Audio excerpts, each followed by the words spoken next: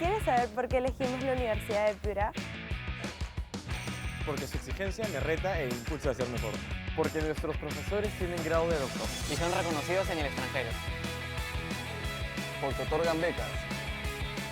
Y se preocupa por la formación integral de todos los alumnos, independientemente de la condición económica. Nos ayudan a formar nuestra conciencia social. Porque además de estudiar, siempre hay tiempo para divertirse. Porque puedes estudiar en el extranjero. Ou avec des personnes. die aus aller Welt kommen. Es por esto que el UEP forma Mejores personas. Mejores profesionales.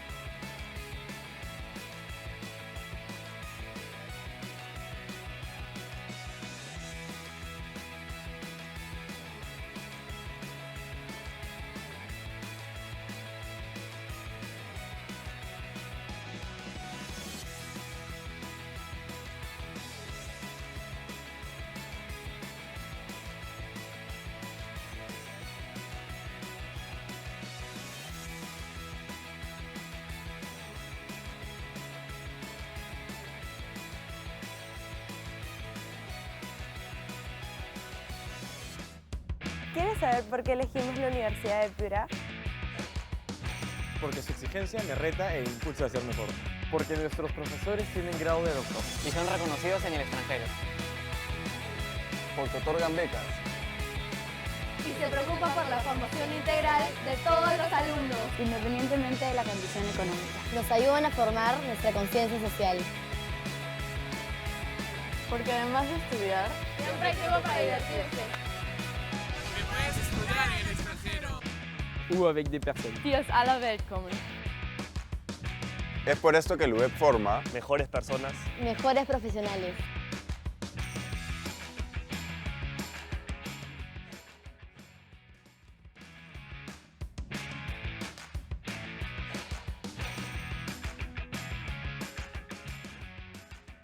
Hola, quiero darles la bienvenida a esta charla de Web Explorer a los padres y postulantes conectados, quienes están interesados en estudiar la carrera de psicología.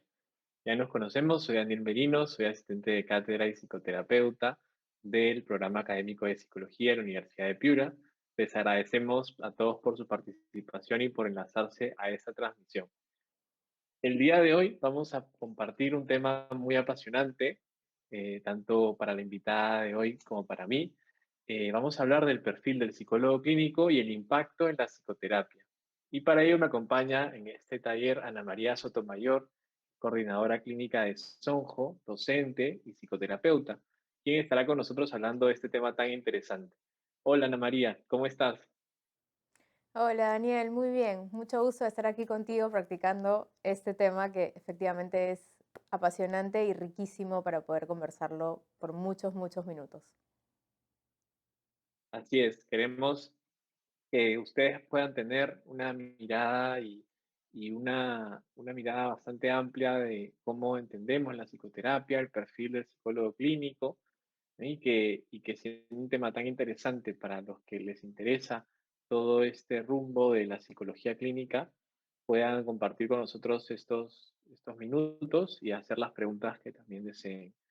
Ana María, cuando pensaba un poco en el tema, se me ocurría, claro, cuando alguien va a un proceso terapéutico hay una serie de factores que se mueven tanto para el paciente como para el terapeuta, ¿no?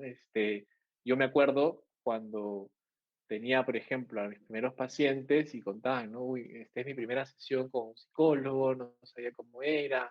Entonces, en tu opinión, ¿qué significa ingresar a un proceso terapéutico? ¿Qué expectativas crees que tiene el paciente o el terapeuta? Uf, a ver, en expectativas tenemos un montón, ¿no? Y efectivamente tenemos que hacer esta diferencia entre las expectativas que puede tener el terapeuta, tenga la cantidad de años en práctica, ¿no? Tan nuevo o tan adulto en esta práctica, y por otro lado, los pacientes, ¿no? Yo creo que para el terapeuta siempre hay un factor de expectativa frente a lo que el paciente podría necesitar. Hoy por hoy el contacto creo que se hace previo con un WhatsApp, un mensaje, ¿no? Se hace un preámbulo un poquito más extenso antes de empezar una primera sesión, pero al final nosotros entramos con un papel en blanco esperando siempre saber y conocer un poco más del paciente y poder así tomar decisiones a favor del bienestar del paciente, ¿no? Ahora, para el paciente, creo yo que hay muchísimas más expectativas, ¿no? Está siempre las preguntas típicas, que creo que conversando con diferentes pacientes y con diferentes colegas, son, ¿el terapeuta será buena gente? ¿No? Por un lado, el terapeuta va a entender lo que yo le estoy contando, habrá atendido otros casos similares al mío, también cuánto tiempo necesitaré estar en terapia, ¿no? Entonces hay muchas expectativas que corren tanto por una motivación muy personal a mejorar, pero también del temor en no saber qué cosa es lo que va a pasar, ¿no? Entonces un rol, creo yo, muy importante del terapeuta, paralelo a las expectativas que tiene como terapeuta y no saber del problema del paciente aún, es permitir la calma y la confianza para que el paciente pueda entrar tranquilo a sesión, ¿no? Sí, totalmente de acuerdo. Y claro, es un proceso que implica esta relación paciente-terapeuta que tiene en todo este momento un vínculo y un momento muy importante de que justamente hayan distintos factores personales del tratamiento que permitan que este paciente pueda mantenerse en esta sesión para buscar solucionar distintas dolencias o distintos aspectos a trabajar, ¿no? Claro, claro. No siempre, y vamos a ponerlo así, ¿no? No siempre una primera sesión cumple con todas las expectativas del paciente, porque claro, son 50, 60 minutos, se tiene que hablar de lo principal y el terapeuta tiene que tener esta pericia y esta delicadeza para ir moldeando un poquito hacia dónde ir, ¿no? Y qué preguntar para poder saber sobre todo las expectativas y el motivo de consulta, ¿no? Entonces, entran a tallar muchas cosas, ¿no? Que probablemente lo conversaremos más a detalle en un rato, pero son la calidad, la calidad y la empatía del terapeuta, la claridad con la que hace preguntas de repente para que el paciente pueda sentirse en confianza, ¿no?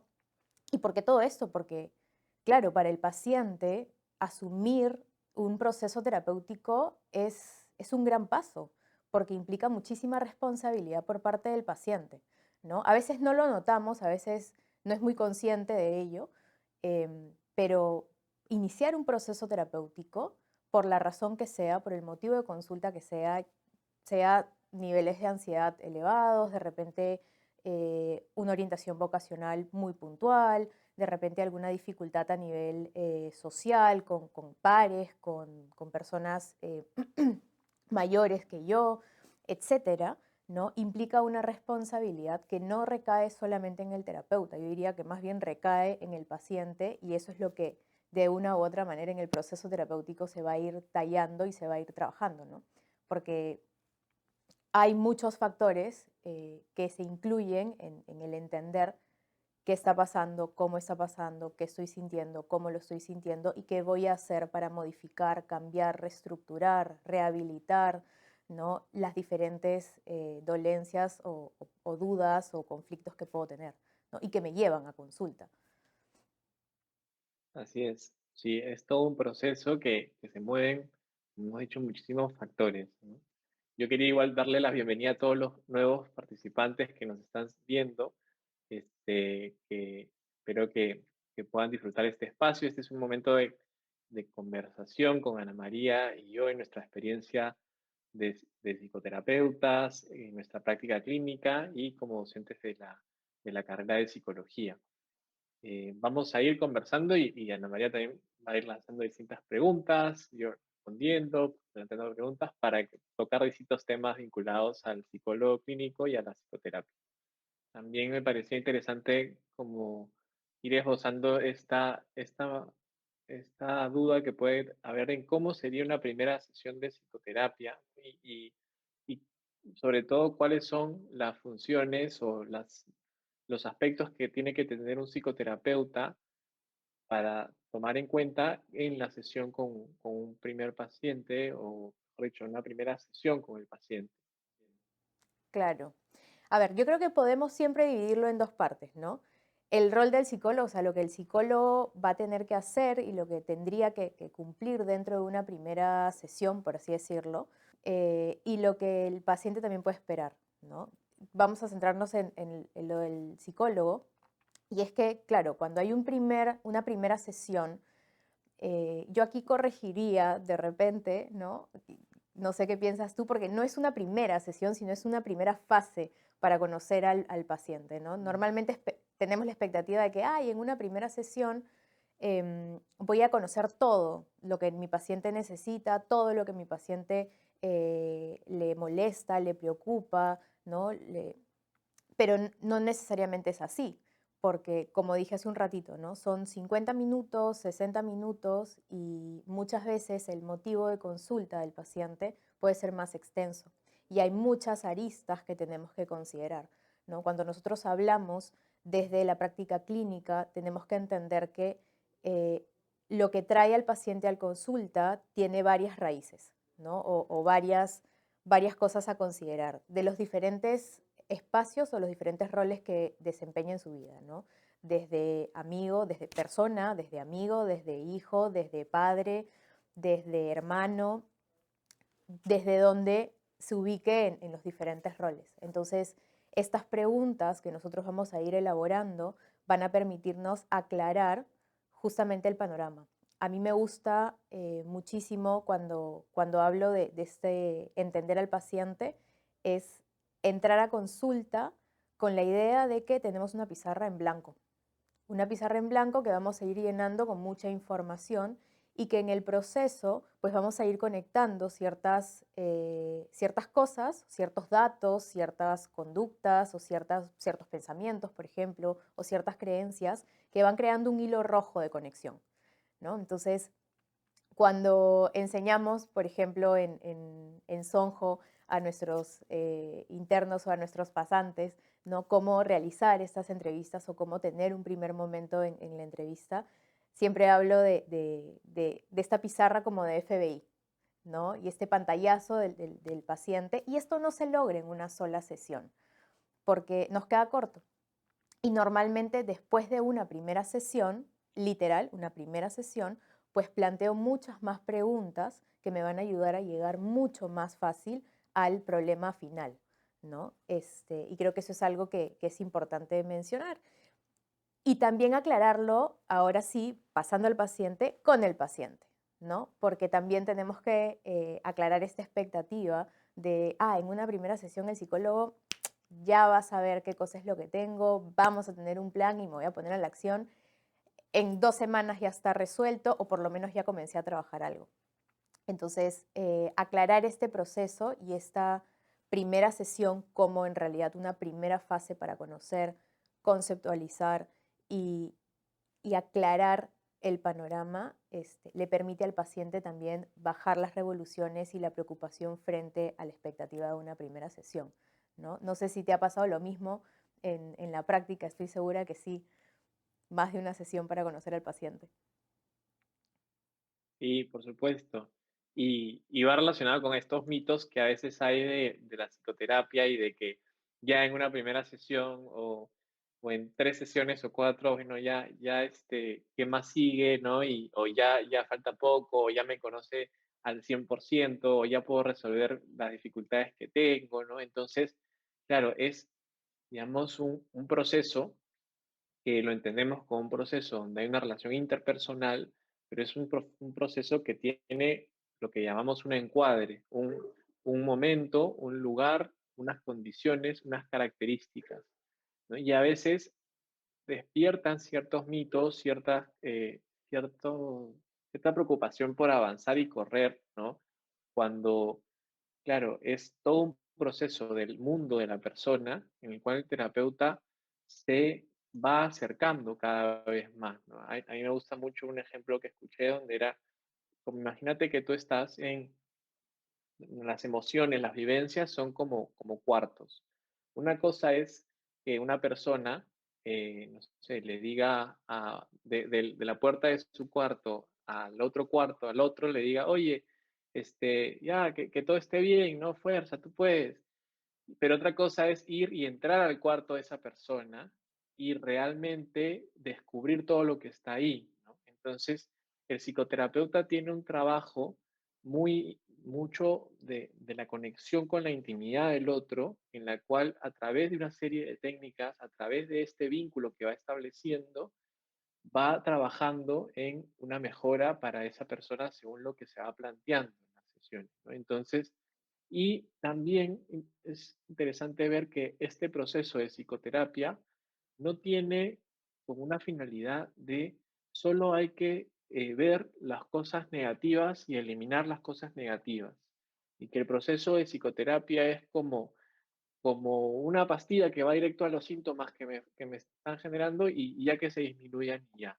No, porque esa manera de ver a la persona sería como si la persona que tiene solamente estas cosas negativas, y encasillarlas como negativas, no darle una categoría y que eso solamente es lo que hay que eliminar, pero ¿qué pasa con todos los recursos que tiene la persona? ¿Qué pasa con todas las cualidades, con todas las bondades, los aspectos que puede tener la persona que le puedan permitir crecer? Un sufrimiento que los pacientes que vienen a través de dolencias, de distintos problemas, como por ejemplo que pueda haber un sufrimiento, ese sufrimiento, ¿cuántas veces en las sesiones hemos visto que, claro, se trabajan muchos aspectos del sufrimiento, pero también no es solamente como eliminar el sufrimiento, porque inclusive los pacientes van entendiendo de que el sufrimiento puede permitir un tipo de crecimiento, ¿no? Y eso en psicología se conoce como post-traumatic growth, ¿no? Son, digamos, crecimientos que tienen que ver también con aspectos vinculados al sufrimiento. Entonces, no podemos decir que la persona o el paciente solamente está ahí para poder trabajar una serie de eliminar síntomas negativos y eliminarlos y ya está, y ya chao a su casa. Claro, va a depender mucho de los objetivos que tenga el paciente, pero esa mirada de la persona en la amplitud, en sus recursos, creo que es algo que como psicoterapeutas nos entrenamos en la carrera, en SONJO, en el centro de la práctica clínica, en nuestra práctica clínica personal, para ver esa singularidad de la persona y esa orientación hacia la planificación de lo bueno, hacia la multiplicación de lo bueno, y no tanto a la eliminación de la sintomatología que puede estar perjudicando. Entonces, claramente hay que trabajar y reducir esos síntomas, ¿no? Es nuestro principal también objetivo, pero desde una mirada más amplia. Exactamente, exactamente, totalmente de acuerdo, ¿no? A veces tenemos este sesgo de mirar y psicologizar absolutamente todo de la persona y centrarnos en la enfermedad, en lo negativo, en lo que fastidia. Y como tú bien dices, ¿no? Sí, tenemos la responsabilidad de trabajar y acompañar al paciente a optimizar ciertas áreas para reducir el malestar. pero nos olvidamos de que un paciente es una persona que tiene también, así como evidentemente vivencias dolorosas e impactantes, también tiene vivencias gratificantes, resilientes, de crecimiento, y que pueden ser utilizadas y que hay que resaltarlas y hay que, si en caso están apagadas, ¿no? Hay que prenderlas, hay que reconocerlas, hay que aplaudirlas, porque van a ser útiles para el proceso y el tratamiento que se pueda trabajar con el paciente, ¿no? Ahora, otra cosa que también pasa muchísimo es que existe este mito de que el terapeuta va a entender todo a la primera, ¿no? Y me cojo del ejemplo que tú has dado, que es excelente, que es este ejemplo del cuarto, ¿no? Yo puedo entrar al cuarto, me permito entrar al cuarto, ingreso a la intimidad, al mundo emocional de mi paciente, pero no porque ingresé y abrí la puerta, ya sé dónde está todo, ya sé dónde va cada cosa. Normalmente cuando entramos a un cuarto que no conocemos, habrán partes que están más organizadas, ¿no es cierto? Y habrán otras que están hechas un desorden total, ¿no? Y que no entiendo, y que para mí puede ser desorden, para el paciente no. Entonces, ingresar al mundo emocional del paciente, ingresar a este espacio privado, a esta intimidad, implica también darnos el permiso de acompañar al paciente a ver el cuarto. ¿Qué hay? ¿Qué falta? ¿Qué necesitamos reorganizar? ¿Qué cosas tenemos? Usando el ejemplo del cuarto, ¿no? Limpiar, botar, ¿no? Y qué cosas ponerlas en su lugar para que se vean, ¿no? Entonces, hay este mito o este tabú de que el terapeuta ya lo escucha y ya sabe qué cosa es lo que tiene que hacer. Y eso es un gran error, ¿no? Muchas veces en consulta me preguntan, Ana María, pero tú ya tienes que saber qué cosa hago. Entonces yo les devuelvo con una pequeña broma, deja que voy a abrir mi cajón y sacar mi bola de cristal para saber hacia dónde tenemos que caminar, ¿no? Entonces entramos un poquito en la realidad de no, o sea, el terapeuta no tiene las respuestas a todo, sino que lo que el terapeuta hace es entender contigo las respuestas que necesitamos para crecer, para trascender y para llegar a este momento, a este espacio de tranquilidad, de serenidad y de mejores decisiones, de mayor claridad, de mayor fortaleza, de mayor seguridad, ¿no? Y claro, va sumado al hecho de que no todos los pacientes son iguales, ¿no? Cada uno tiene una singularidad muy particular.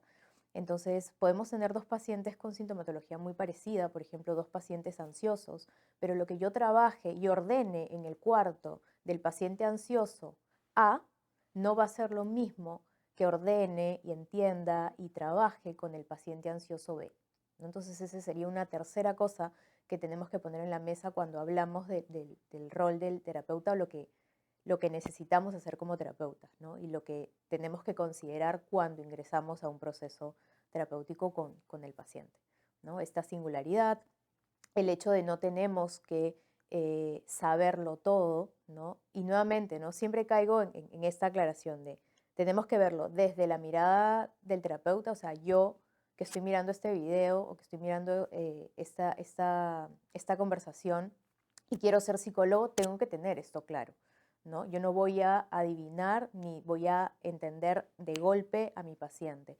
Y si yo estoy observando esta conversación y de repente estoy en un proceso, tengo que entender de que mi terapeuta, por más bueno que sea, por más experto que sea en el tema y por mucha capacidad y pericia que tenga, puede hacer preguntas, ¿no? Y tiene que hacer preguntas para poder entender lo que me pasa. No va a leer, no va a adivinar mis pensamientos ni va a asumir, ¿no? Que es un error también que podría pasar, asumir que a mi paciente le pasa, piensa, siente algo. Entonces, siempre en el trabajo práctico tenemos que entender que hay que bajar la información a la realidad. Cuando bajamos la información a la realidad, cuando confirmamos con nuestro paciente, entonces nos permitimos una línea de comunicación conectada, ¿no? Estamos hablando en la misma línea, estamos utilizando las mismas palabras, el mismo nivel de entendimiento y por ende podemos lograr un objetivo en conjunto. a los pacientes y a los internos con quienes trabajo, siempre les digo, el trabajo es 30-70, incluso 20-80, ¿no? El 80, el 70 es el paciente que nos permite ingresar a esta habitación, nos permite ingresar a su intimidad, nos permite aclarar la información, y la pericia, el conocimiento del terapeuta, las estrategias, las técnicas, la calidad, la empatía es el 20% que permite que este proceso se dé de forma efectiva, ¿no? Así es, sí, es todo un proceso y es un mundo muy apasionante. Para los que estén conectados, pueden lanzar distintas preguntas o ir profundizando mucho más en esto, en este campo el campo que, digamos, la especialización de la psicología clínica y luego una formación en psicoterapia brinda esta posibilidad de poder, mientras se va avanzando en la experiencia profesional, terminando la carrera y todo, poder estar en contacto con otro ser humano y poder ayudarlo desde distintas maneras, ¿no? Pero sí, es bastante apasionante. Yo también recuerdo en otros Web Explorer que hemos tenido que los alumnos preguntaban bastante cuál es el perfil o si yo no tengo, si yo no hablo tan bien, ¿puedo ser psicoterapeuta? O si de repente, no sé, ¿qué es lo que tengo que tener? ¿Qué competencia tengo que tener para eso? ¿No? Y claro, es un mundo tan amplio y las características de cada uno cuando está por entrar a una carrera como lo que es psicología. Créeme que tanto Ana María y yo, cuando entramos a la universidad, éramos muy distintos quizás tú me dirás, Ana María, a cómo somos ahora, ¿no? Entonces es todo un cambio y no hay como algo que tenga que estar partido de una misma forma, ¿no? No se busca eso y la diversidad es fundamental, ¿no? Hay algunas características que se recomiendan que se van poniendo en práctica a lo largo de la carrera, ¿no? Por ejemplo, el autoconocimiento, ¿no? El autoconocimiento, que es esta capacidad de poder indagar más en todas nuestras experiencias, en todos nuestros procesos internos, en los aspectos emocionales, en nuestros pensamientos, ser más consciente de nuestras acciones, ¿no?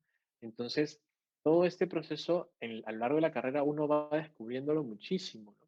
Y si alguno de ustedes está o se anima más adelante a entrar en un proceso de psicoterapia, también es una excelente oportunidad. Pero, por ejemplo, el autoconocimiento, que un terapeuta vaya o haya desarrollado el autoconocimiento, que claramente igual lo va a continuar desarrollando, es muy importante para poder también entender dónde le aprieta el zapato, por así decirlo, o en qué aspectos dentro de la sesión con el paciente hay que analizar un poquito más. ¿Qué opinas, Ana María? Sí, totalmente de acuerdo. No hay un molde, no hay un molde, ¿no? Sería bien injusto decir que solamente las personas que tienen A, B y C características pueden ser psicólogos clínicos. Claro, siempre hay una cláusula, ¿no? Y creo que parte del autoconocimiento y de la capacidad de autodistanciarse de ciertas experiencias y poder definir qué tanto tengo estas habilidades y estas capacidades para asumir la responsabilidad de un proceso terapéutico, ¿no?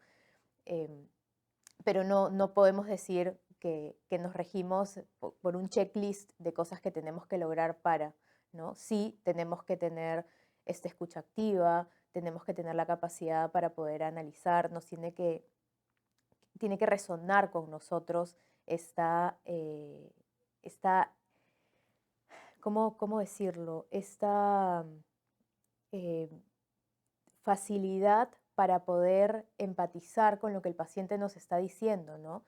Y acá hacer el asterisco, porque una cosa es empatizar, entender, comprender lo que el paciente está tratando de decirnos, conectar con la emoción y conectar con los pensamientos y con las acciones que conllevan estos sentimientos, estos pensamientos, sin llegar a ser simpatizantes, mejores amigos, ¿no?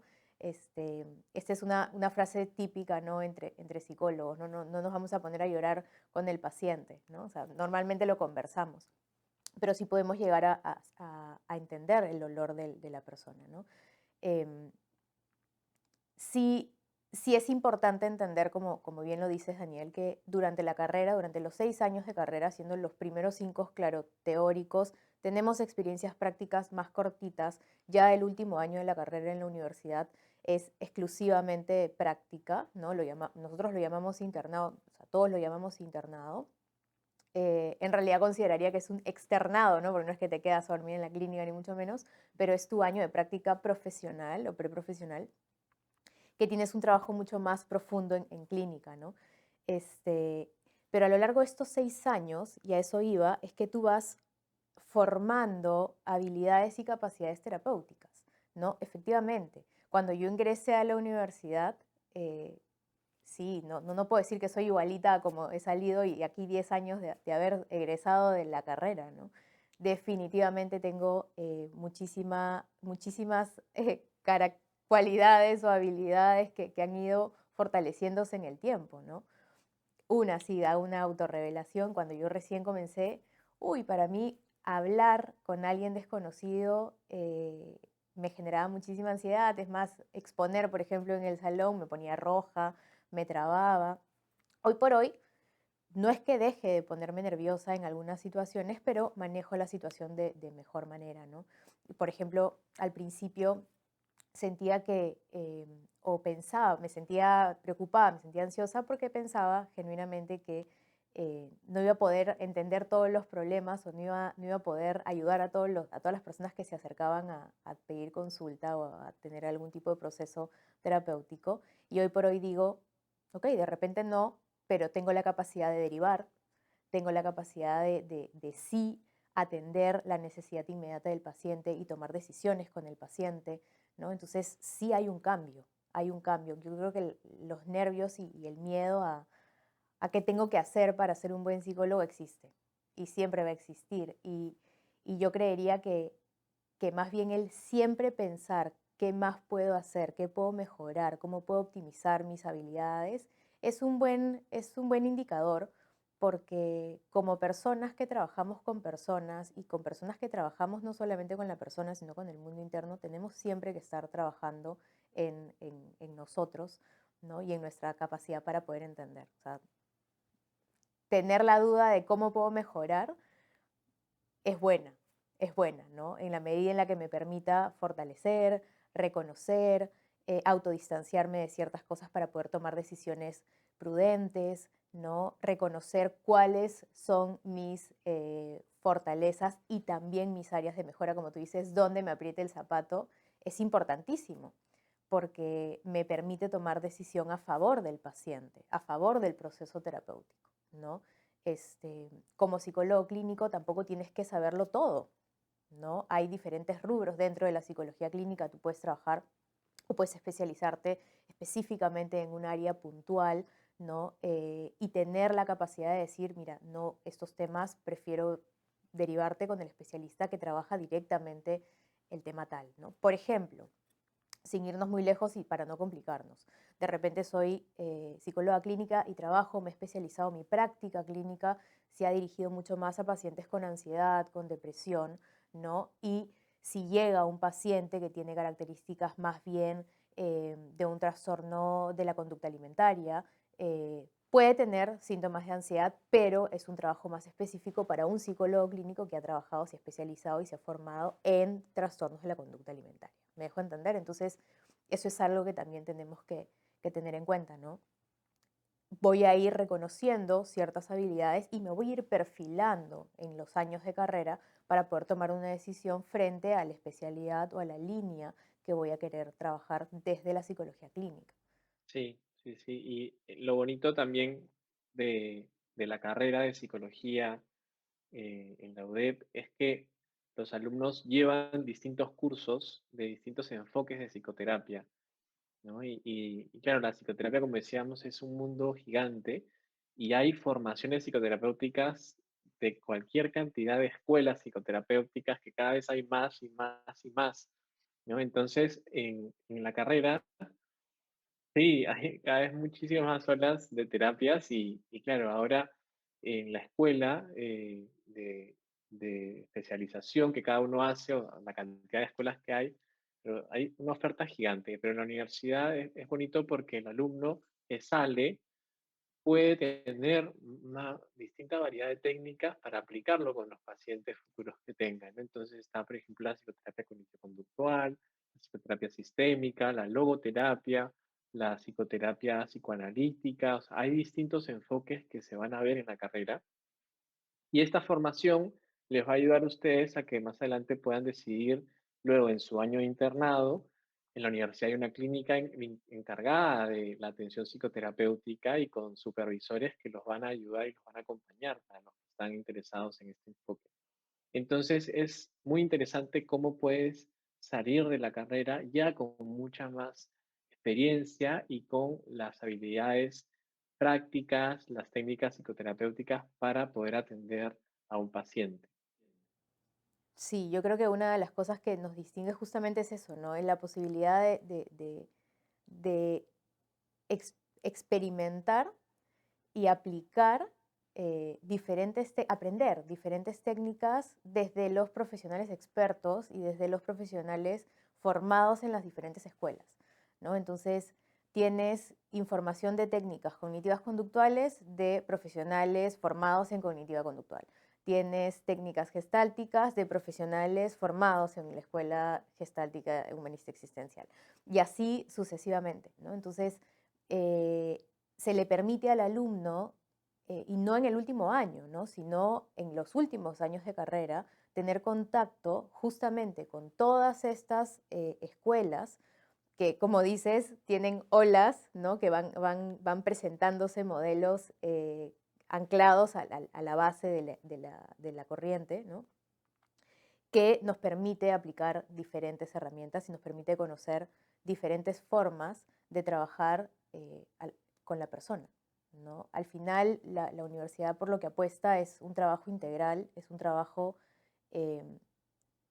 que no solamente integral, sino que se dirige a la persona. Lo dijiste al principio, ¿no? Y creo que es importante reforzarlo. Lo que nos importa, lo que nos interesa, lo que está en el centro es un ser humano que está teniendo una duda, que está teniendo, lo asusta algo, lo preocupa algo, lo moviliza algo, ¿no? Y va más allá de solamente el síntoma, sino él con su ambiente o ella con su ambiente, con su espacio. Y como dijimos hace un ratito, con las cosas o los factores que la hacen sentir o lo hacen sentir movilizado y con todos los recursos que de repente son necesarios de levantar, ¿no? E identificar y reforzar para lograr el proceso terapéutico. Así es. Sí, bueno, ya para ir cerrando, quizás podríamos dar algunas últimas recomendaciones a estos futuros psicólogos apasionados por este mundo que estarían interesados en entrar que bueno, pronto van a entrar a la universidad, y si entran a psicología, bueno, estaríamos compartiendo un mundo muy apasionante. ¿Qué les podrías comentar, Ana María? ¿Qué les podría decir a todos y todas estas personas que quieren entrar en el mundo de la psicología? Pues que de hacerlo se van a encontrar con un mundo riquísimo, de conocimiento riquísimo, de aplicación amplia, ¿no? Que el límite no tengo un límite, porque en realidad la investigación y el crecimiento y el conocimiento de la persona es infinito. De hecho, tenemos que entender que cuando entramos a un proceso terapéutico, el proceso terapéutico no es infinito, ¿no? Hay un inicio, hay un proceso, hay un cierre, ¿no? Pero nuestro conocimiento de la persona sí puede ser eterno en el tiempo. O sea, yo puedo tener años y años de carrera y de experiencia profesional y aún así seguir aprendiendo cosas nuevas, ¿no? Y seguir aplicándolo con mis pacientes o seguir enseñando y proyectando la información con los alumnos, ¿no? Entonces, ¿qué recomendación les doy? De todas maneras, que va a ser apasionante, que tienen que tener una apertura muy amplia para entender que la psicología tiene mucha información por conocer, desde bases filosóficas, antropológicas, hasta bases mucho más científicas, mucho más empíricas como tal, ¿no? Y que todas aportan a que conozcamos mejor y aportemos muchísimo más al proceso terapéutico. ¿Qué más les puedo decir? Que me parece súper importante, que se permitan conocerse, que se permitan reconocer cuáles son de repente las mejores cualidades. De repente soy una persona que escucha muchísimo, que soy muy empática, que soy el psicólogo del grupo, ¿no? El que recomienda a todos mis amigos qué cosa tienen, qué no debe hacer, pero así como reconozco estas cualidades, permitirme, sin juzgar, sin criticar, reconocer cuáles son las áreas de mejora y trabajar a por ello, ¿no? A trabajar para mejorar, para optimizar, que no sea un obstáculo que me limite en la carrera, sino que más bien me permita potenciarme yo como persona y que me permita entender también que, claro, yo como psicólogo no tengo todas las respuestas, yo como psicólogo no tengo que estar excelente en todo, sino yo como psicólogo puedo tomar decisiones a favor de la salud mental, a favor del crecimiento personal, a favor de la optimización de herramientas o de conductas. Entonces, así como yo paso por ese proceso, la persona que voy a tener al frente, mi paciente, lo va a tener que hacer. Entonces, esta capacidad de autorreflexionar, de autoconocerme, me permite también fortalecer la empatía y el entender al paciente y a la persona, ¿no?, que tengo al frente. Y si están y quieren participar, que creo que sí, bienvenidos y felices de que formen parte de este equipo tan lindo, de esta familia tan bonita que tiene como objetivo principal crecer y dar información a favor del beneficio, de la felicidad y de la trascendencia de la persona. En primera instancia, siempre, ¿no? Así es, buenísimo. También totalmente de acuerdo con lo que cuentas. También recomendarles esta mirada hacia adentro y siempre también hacia afuera, ¿no? En concreto con esta búsqueda de crecimiento de ustedes mismos, pero conectado con lo que está afuera, ¿no? Porque si nos quedamos en nosotros mismos solamente, va a ser muy difícil ver lo que está alrededor. Que se apasionen por este mundo, que es un mundo, como decía Ana María, que tiene tantas cosas, pero que también es un mundo de una ciencia muy joven, entonces necesita comprender y alimentarse de tantas cosas, como por ejemplo de esta comprensión del ser humano a una profundidad más amplia, ¿no? Porque al final ese contacto con el ser humano es lo que a futuro podrían ustedes enfrentarse y a lo que realmente se necesita tanto en nuestro país, una salud mental con más cuidado, con más atención. Y bueno, ha sido un gusto poder compartir con ustedes. Espero que les haya interesado el tema. Vamos a seguir dando distintos espacios de conversación. Muchas gracias por haberse conectado y muchísimas gracias, Ana María, por este espacio y por compartir con todos los participantes esta experiencia y hablar de este tema tan bonito. Sí, feliz de estar aquí y compartir contigo, Daniel. También es un gusto conversar, siempre es enriquecedor. Y también a todos los que han estado con nosotros ahora, esperemos que la información que les hayamos brindado haya sido de su gusto, que haya aclarado dudas, que no los haya enredado más, sino más bien les haya resuelto muchas dudas y que los invite y los motive a ingresar a este mundo tan maravilloso que es la psicología y la persona. Así es, muchas gracias y los invitamos a que puedan estar atentos al cronograma de Udeb Explorer. Pueden ingresar a Udeb Explorer en las plataformas y cualquier duda nos pueden escribir también al inbox o al correo de admisionlima@udeb.edu.pe. Y bueno, hasta una próxima oportunidad, cuídense mucho, nos vemos.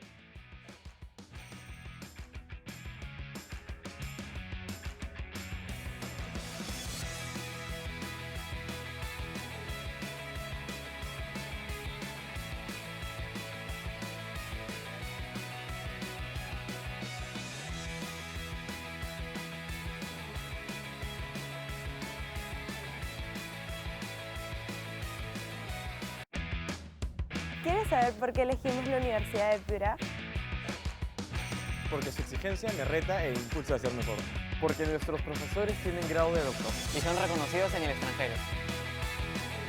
Porque otorgan becas. Y se preocupa por la formación integral de todos los alumnos. Independientemente de la condición económica. Nos ayudan a formar nuestra conciencia social. Porque además de estudiar, Siempre hay tiempo para divertirse. Porque puedes estudiar en el extranjero. Ou avec des personnes. die aus aller Welt kommen. Es por esto que el UEP forma Mejores personas. Mejores profesionales.